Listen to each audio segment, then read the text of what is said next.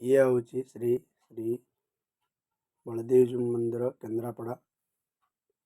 मंदिर बहुत सुंदर है किंतु मंदिर भीतर को प्रवेश करने द्वार भी ये अच्छा पतित पावन श्री श्री पतित पावन अच्छा।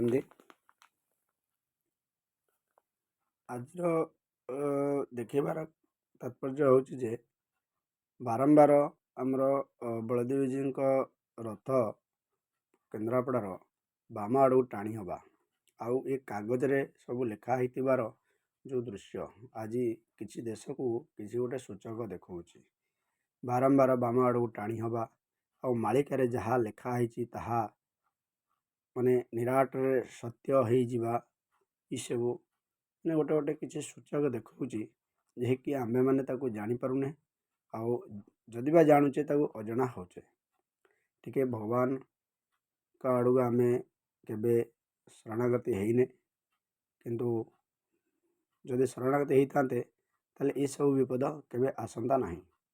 मालिकार लेखा जहाँ केबे अन्यथा हुए नहीं, ये सत्यता हुए तापाई भी समाधान करा जायछि।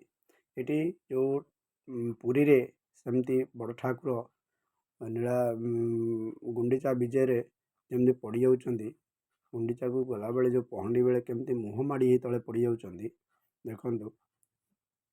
मालिकार आगुरी ये सब लिखाही पांजी भी आगुरी लिखाही कि हवा पर लिखि देछंती सेटा नुहे ये आगुरी लिखाही आ जिनस घटी जाइए। ये सब देखो केमती बड़ ठाकुर केमती गली पड़ुंट पूरा मुँह माड़ी ताहा आगुरी पांजी लिखाही कौन तार समाधान कौन करा कौन करा पारिबो देश को बंचेवाई सब आगुरी लिखाही।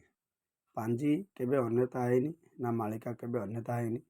ये देखो केमिति बड़ ठाकुर केमिति झुली झुली पड़ जाउछंती गोड़ खसी जाउची तांकर जो पछरे जो रसीटे बंधा सी ठीक रे बंधा बंधा है केमती टाणी हो जाउची से रसी खोली जाउची तापरे से केमती मुँह माड़ी पड़ जाउछंती।